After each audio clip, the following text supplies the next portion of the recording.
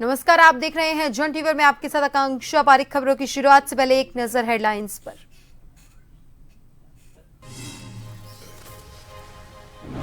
CM Dhami ने किया Delhi Dehradun expressway के निर्माण कार्यों का निरीक्षण। निर्माण में इस्तेमाल हो रही आधुनिक तकनीक और पर्यावरणीय सुरक्षा उपायों के बारे में ली जानकारी। उत्तराखंड में 28 जनवरी से ही होंगे नेशनल गेम्स। भारतीय ओलंपिक संघ ने खेल विभाग को भेजा पत्र। खेल मंत्री रेखा आर्या ने जताया आभार।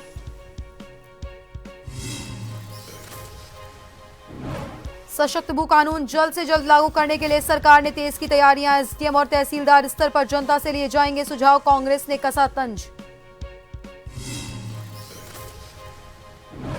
फायर सीजन शुरू होने से पहले ही वन विभाग सक्रिय। अल्मोड़ा में विभाग ने वन पंचायत सरपंच और ग्रामीणों के साथ की कार्यशाला की सहयोग की अपील। और बाघों को विलुप्त होने से बचाने के लिए बाघ रक्षक योजना शुरू। कॉर्बेट टाइगर रिजर्व से हुई लॉन्चिंग। हाल ही में मिली है योजना को मंजूरी।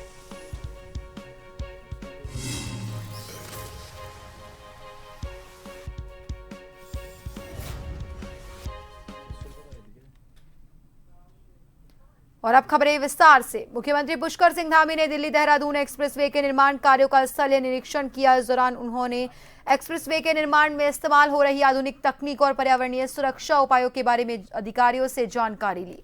आपको बता दें कि इस प्रोजेक्ट में इकोलॉजी और इकोनॉमी के समन्वय करते हुए एशिया का सबसे बड़ा वाइल्ड लाइफ कॉरिडोर भी बनाया गया है, जो वन्य जीवों की सुरक्षा और उनकी आवाजाही को पूरे तरीके से सुरक्षित बनाएगा। इस एक्सप्रेसवे का निर्माण कार्य पूरा होने के बाद दिल्ली देहरादून यात्रा मात्र 2.5 घंटे में पूरी की जा सकेगी।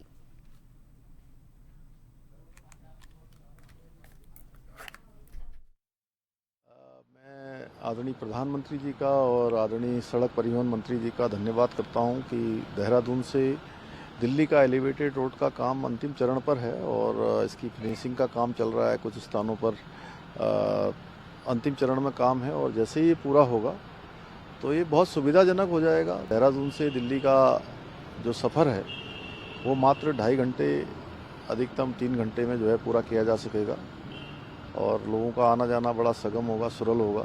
ये एलिवेटेड रोड, इसमें बिजली के काम, अन्य काम अभी चल रहे हैं और मैंने भी आज इसका निरीक्षण किया है। सभी को जो इस सड़क बनाने वाले इंजीनियर हैं उन सभी को कहा है कि तत्काल जो ज़रूरी काम होने हैं उनको पूरा कराकर सड़क चालू करने की दिशा में काम बढ़ाया जाए। 38वें राष्ट्रीय खेलों का आयोजन तय समय पर होगा। भारतीय ओलंपिक संघ ने उत्तराखंड को पत्र जारी कर इसका औपचारिक ऐलान कर दिया। आपको बता दें कि भारतीय ओलंपिक संघ ने उत्तराखंड खेल विभाग को लेटर जारी कर खेल आगे बढ़ाने के लिए कहा था, जिसके बाद उत्तराखंड खेल विभाग द्वारा वक्त पर राष्ट्रीय खेलों के आयोजन का आग्रह किया था। भारतीय ओलंपिक संघ ने 28 जनवरी 2025 से लेकर 24 फरवरी तक राष्ट्रीय खेल आयोजित होने की घोषणा कर दी है।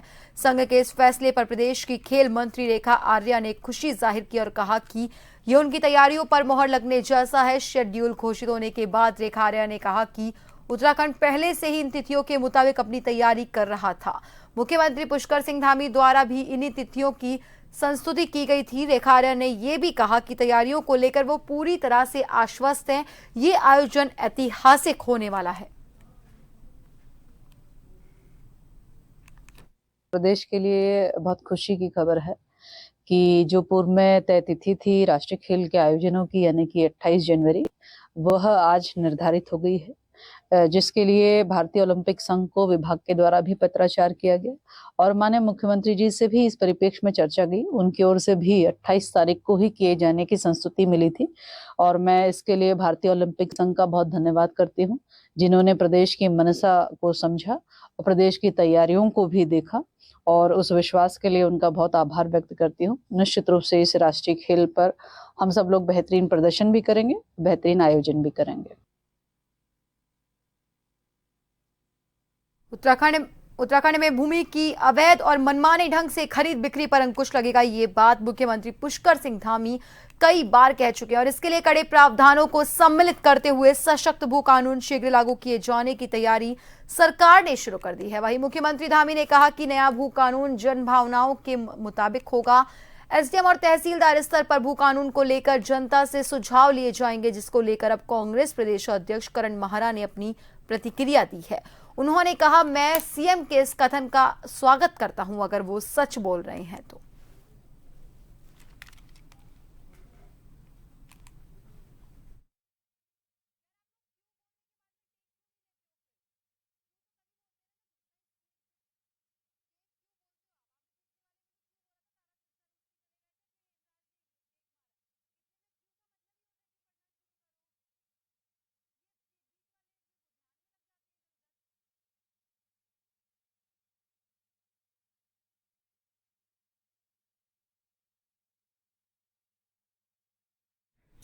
और अब आपको सीधा ले चलते हैं उत्तराखंड के देहरादून, जहां पर विश्व दिव्यांग दिवस के कार्यक्रम के मौके पर सीएम पुष्कर सिंह धामी संबोधित कर रहे हैं। सभी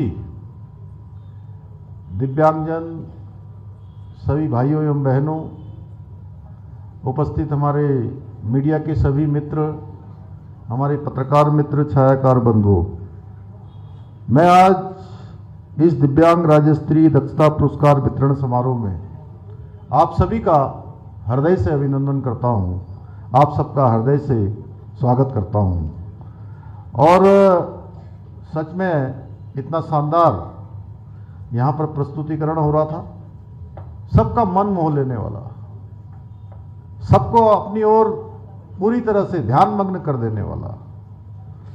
और आप सबके चेहरों को मैं देख रहा हूं, आप सबके चेहरों में जिस प्रकार की सकारात्मक ऊर्जा दिखाई दे रही है, वो निश्चित रूप से हम सबको सकारात्मक विचारों की तरफ प्रेरित करती है।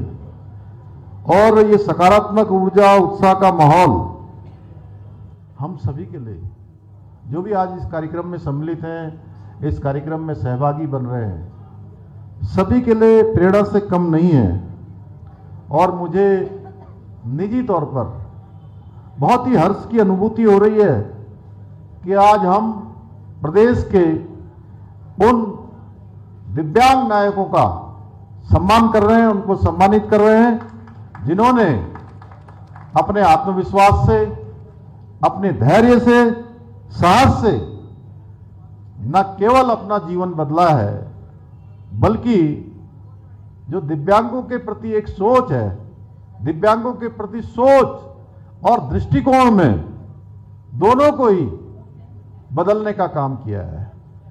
मैं उन सबको बधाई देता हूं और इस अवसर पर आप सबसे कहना चाहता हूं कि आप सबने अपनी शारीरिक परिस्थिति को एक चुनौती के रूप में लेकर न केवल अपने सपनों को साकार किया है, बल्कि समाज को भी प्रेरित करने का काम किया है। और आप सभी ने ये सिद्ध करके दिखाया है कि ऐसा कोई काम नहीं है जिसको हमारे दिव्यांग भाई बहन नहीं कर सकते हैं। कोई भी काम उनके लिए संभव है। आज चाहे कोई क्षेत्र हो, सरकारी दफ्तर हो, खेल का मैदान हो या समाज का कोई स्थान हो। अभी हम सब यहां पर एक शॉर्ट वीडियो फिल्म देख रहे थे, उसमें देखिए किस प्रकार से खेलों के क्षेत्र में हो या अन्य क्षेत्रों में हो, आपने अपनी दृढ़ इच्छा शक्ति के बल पर अपना लोहा मनवाने का काम किया है, सबको प्रेरित करने का काम किया है। और आप लोगों की लगन और मेहनत के बल पर एक एक कविता की पंक्ति है, वो सार्थक करती है उसको कि लहरों से डरकर नौका पार नहीं होती है, लहरों से डरकर नौका पार नहीं होती है, कोशिश करने वालों की कभी हार नहीं होती है। आप सभी की उपलब्धियां हमारे हजारों लाखों दिव्यांग भाई बहनों को प्रेरित करने का काम करेंगी। मैं आप सभी के साहस को, आप सभी के समर्पण को हाथ जोड़कर प्रणाम करता हूं। आप सबको मैं बहुत नमन करता हूं। भाइयों बहनों, जैसा अभी आदरणीय खजानदास जी कह रहे थे कि हमारे आदरणीय प्रधानमंत्री श्री नरेंद्र मोदी जी ने ये दिव्यांग शब्द हम सबके उद्धरण में लेकर आए हैं। हम सबके लिए एक अलग प्रकार का शब्द, ऐसा शब्द जिससे दिव्यता झलकती है। ये हमारे प्रधानमंत्री जी की आप सबके प्रति सोच है और आज उनके नेतृत्व में पूरे देश के अंदर हमारे दिव्यांग भाई बहनों के लिए अनेक कार्य किए जा रहे हैं। आदरणीय प्रधानमंत्री जी ने देश में दिव्यांगजन अधिकार अधिनियम 2016 को लागू किया, जिसमें दिव्यांगों को 7 से बढ़ाकर उसके प्रकारों को 21 किया गया। आज इस ऐतिहासिक परिवर्तन से दिव्यांगजनों के दैनिक जीवन में अनेक सकारात्मक परिणाम देखने को मिल रहे हैं। हमारी राज्य सरकार भी दिव्यांगजनों के लिए प्रत्येक स्तर पर अनेक सुविधाओं को बढ़ाने के लिए लगातार काम कर रही है। आज हम कोई भी निर्माण कार्य करते हैं, कोई अस्पताल बनाते हैं, कोई बस अड्डा बनाते हैं या कोई सार्वजनिक भवन बनाते हैं, तो उसमें इसका विशेष ध्यान हम रखते हैं कि हमारे दिव्यांग भाई बहनों को वहां आने जाने में किसी भी प्रकार की असुविधा का सामना न करना पड़े। ये हमने सभी प्रकार के जो भी हम नियोजन करने वाले हैं, उन सभी में हमने इस प्रकार का प्रावधान कर दिया है कि आप सबकी सुविधा के अनुरूप उसका निर्माण कार्य हो। भाइयों बहनों, हमारी सरकार दिव्यांगजनों का समग्र विकास सुनिश्चित करने हेतु अनेक योजनाएं प्रदेश के अंदर संचालित कर रही है। हमारी सरकार द्वारा दिव्यांगजनों को अलग अलग कैटेगरी में विभिन्न प्रकार की 5 पेंशनें इस समय दी जा रही हैं, जिनके माध्यम से प्रदेश के करीब 1 लाख दिव्यांग भाई बहन लाभान्वित हो रहे हैं। वर्तमान में प्रदेश में दिव्यांगजनों को प्रति माह 1500 रुपये पेंशन तथा जन्म से दिव्यांग बच्चों को माता पिता के 18 वर्ष तक प्रति माह 700 रुपये का भरण पोषण अनुदान दिया जा रहा है। ग्रामीण क्षेत्र तो अभी मैं आपको सीधी तस्वीरें देहरादून से दिखा रहे थे और अब रुक करते हैं खबरों की ओर। लोक निर्माण विभाग के नवनियुक्त प्रमुख अभियंता राजेश चंद्र शर्मा ने कार्यभार ग्रहण कर लिया है। राजेश चंद्र शर्मा ने यमुना कॉलोनी स्थित लोक निर्माण विभाग के कार्यालय में कार्यभार ग्रहण किया, तो वहीं इस मौके पर अधिकारियों और कर्मचारियों ने उनका स्वागत किया। राजेश चंद्र शर्मा ने बताया कि उनकी प्राथमिकता मुख्यमंत्री की घोषणाओं को धरातल पर उतारना, सड़क सुरक्षा पर विशेष कार्य करने के साथ ही अन्य कार्यों को पूरा करना है।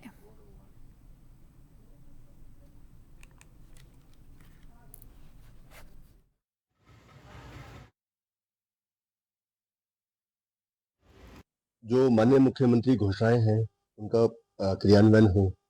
एक सड़क सुरक्षा का एक बड़ा हमारे उत्तराखंड में एक इशू रहता है, क्योंकि पर्वतीय क्षेत्र होने की वजह से सड़क जो हमारी जो दुर्घटनाएं हैं उसकी एक वल्नरेबिलिटी रहती है, तो सड़क सुरक्षा के ऊपर भी बहुत फोकस रहेगा। एक हमारा जो विजन चंपावत है और एक मानस खंड है, इसके अलावा शासन की कई प्राथमिकताएं होती हैं। हमारे देहरादून शहर के अंदर इसके जो कंजेशन है इसको खत्म करने के लिए कई प्रोजेक्ट हमारे इस समय चल रहे हैं, जो भी हमारे इसमें प्रिलिमिनरी स्टेज पर है। उसमें ये चाहेंगे कि ये धरातल पर उतरे, जितने हमारे इसमें यूटिलिटी शिफ्टिंग होनी है, जो चीज़ें होनी है, जो काम करने से पहले जो हमारी एक रुकावटें होती हैं उनको जल्दी से पूरा किया जाए, उसके बाद उनको धरातल पर उतारा जाए। ये सब प्राथमिकता है। बाकी शासन के निर्देशानुसार जो भी आदेश मिलते हैं उनको क्रियान्वयन करने का उद्देश्य है।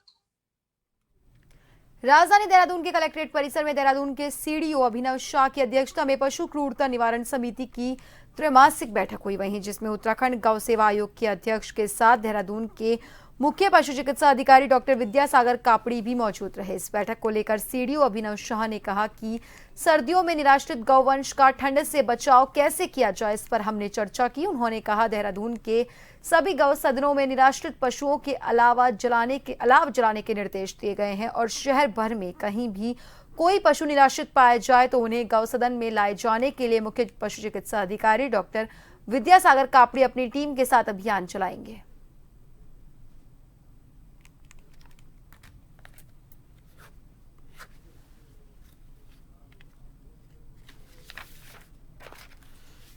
देखिए, जैसे आपको पता है अभी जो त्रैमासिक बैठक हुई थी तो उसमें जो गौ सेवा आयोग के अध्यक्ष थे वो भी थे और मैं भी उस बैठक में था।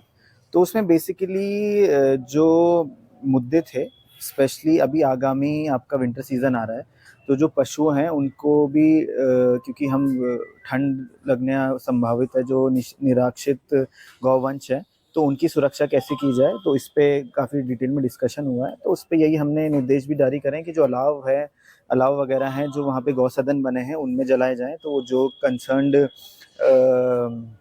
गौ सदन मालिक हैं जो उनको ऑपरेट करते हैं उनको भी दिया है, जैसे नगर निगम है और जो हमारे डिपार्टमेंट्स कोई गौ सदन अगर ऑपरेट कर रहे हैं तो उनको भी करा और जो एनजीओज कर रहे हैं उनको भी ये डायरेक्शंस दिए गए हैं। बाघों को विलुप्त होने से बचाने की दिशा में किए जा रहे प्रयास को बढ़ाने के लिए बाघ रक्षक योजना कार्यक्रम की कॉर्बेट टाइगर रिजर्व ने लॉन्चिंग की। आपको बता दें कि बाघों के संरक्षण को लेकर पिछले हफ्ते ही देहरादून में हुई एक बैठक में बाघ रक्षक योजना को मंजूरी दे दी गई थी।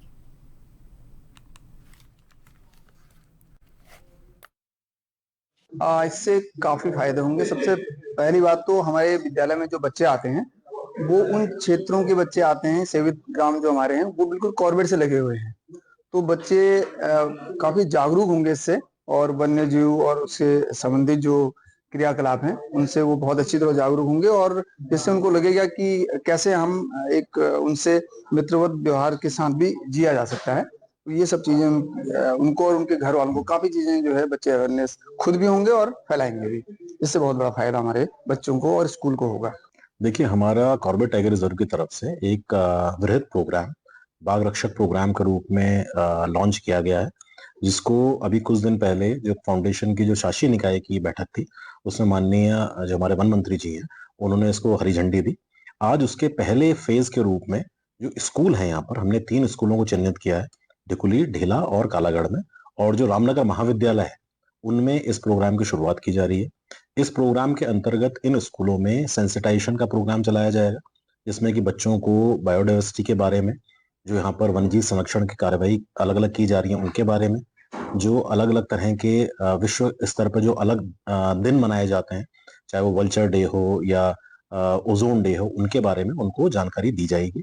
साथ ही हमारा ये प्रयास है कि हर स्कूल में एक नेचर क्लब और एक बायोडाइवर्सिटी वॉल उसका डेवलपमेंट किया जाए और साथ ही एक जैव विविधता पर एक लाइब्रेरी जो है वो सारे स्कूलों में चिन्हित की जाएगी और बनाई जाएगी।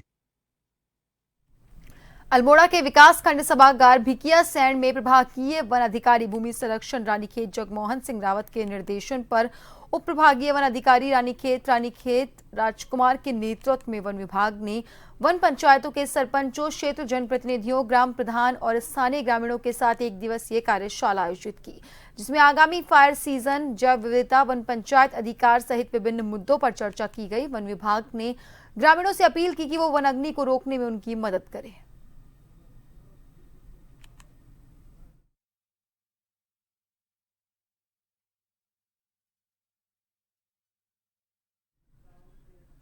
प्रदेश के एकमात्र सबसे बड़े जॉली ग्रांट एयरपोर्ट को अंतर्राष्ट्रीय स्तर का एयरपोर्ट बनाने की कवायद लगातार जारी है। इसी के संदर्भ में डोईवाला उप जिलाधिकारी के कार्यालय पर एयरपोर्ट विस्तारीकरण की जद में आने वाले ग्रामीणों के साथ एक बैठक की गई। बैठक में डोईवाला उप जिलाधिकारी अर्पणा ढोंडियाल, तहसीलदार, नायब तहसीलदार युकाड़ा देहरादून और नायब तहसीलदार SLAO के साथ तमाम ग्रामीण मौजूद रहे। ग्रामीणों ने अधिकारियों के समक्ष अपनी बात रखते हुए कहा कि विस्तारीकरण की जद में आने वाले परिवारों के साथ जो परिवार बच रहे हैं उनका भी विस्थापन किया जाए और सभी को प्रभावित विस्थापितों को जमीन के बदले जमीन दी जाए। जमीन बड़कोट रेंज जॉली ग्रांट में ही दी जाए।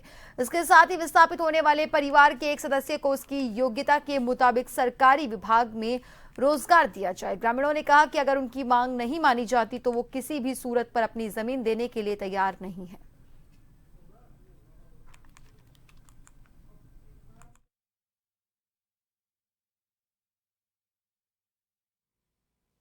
देखिए जो हमारा जौलीग्रांट एयरपोर्ट है उसका एक्सटेंशन का काम चल रहा है इस समय, क्योंकि यहाँ पर अब और सेवाएं भी प्रारंभ की जानी है, तो इसलिए एयरपोर्ट का विस्तारीकरण का कार्य हो रहा है। तो उसी के तहत हम लोगों ने के द्वारा ज़मीनों का अधिग्रहण किया जा रहा है। तो जो वहाँ के स्थानीय नागरिक हैं जिनके नाम पे ज़मीनें हैं, उसके कुछ पॉइंट्स थे।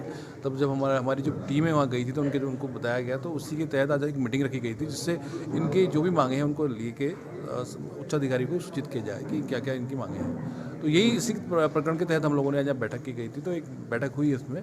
अब चूँकि एयरपोर्ट एक्सटेंशन का काम भी होना अनिवार्य है, तो हम जो भी इनकी मांगे हैं वो लेके अब आगे इस पर जो भी कार्रवाई होगी वो इनको अवगत कराया जाए। जिस प्रकार से हम लोग पूर्व में भी यहाँ पे टिहरी से विस्थापित होकर यहाँ पे स्थापित होने की कोशिश कर रहे हैं, तो ये जो एयरपोर्ट का भूत है ये बार बार हम लोगों के पीछे पड़ जा रहा है। इससे पूर्व में भी जो एक गांव हमारा बागी था उसको भी यहाँ से हटाकर ऋषिकेश शिफ्ट कर दिया गया। तो चलिए वो कोई बात नहीं, विकास के नाम पे अगर वो शिफ्ट हुए हैं तो विस्थापन नीति के तहत हुए हैं।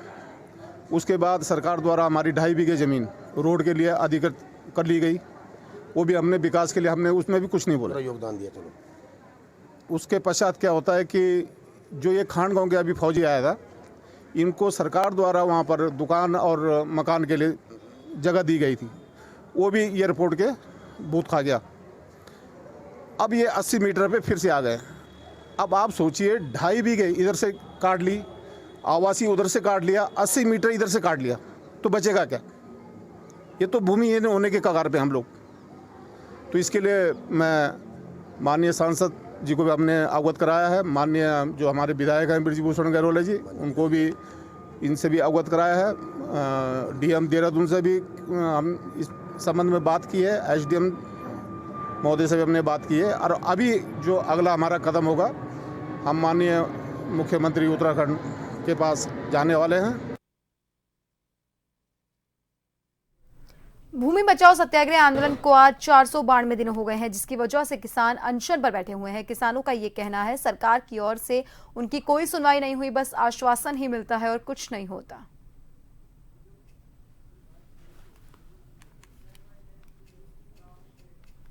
काफी दिनों से झबरेड़ा क्षेत्र में लगातार जलाई जा रही प्लास्टिक को लेकर प्रशासन ने गंभीरता दिखाते हुए झबरेड़ा और कोटवाल आलमपुर में छापेमारी करते हुए एक कोल्हू को झबरेड़ा और 5 कोल्हुओं को कोटवाल आलमपुर में सीज किया।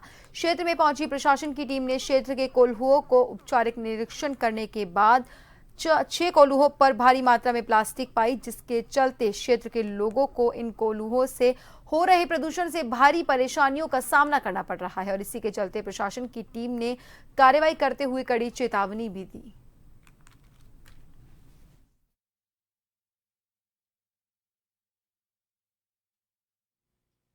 छापा मार जिन पर प्रतिबंधित ईंधन मिला है, जिन कोल्हुओं के पास में, उनको हमने सीज कर दिया है।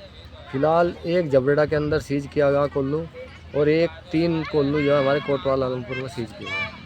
उनके पास काफ़ी मात्रा में प्रतिबंधित ईंधन मिला है।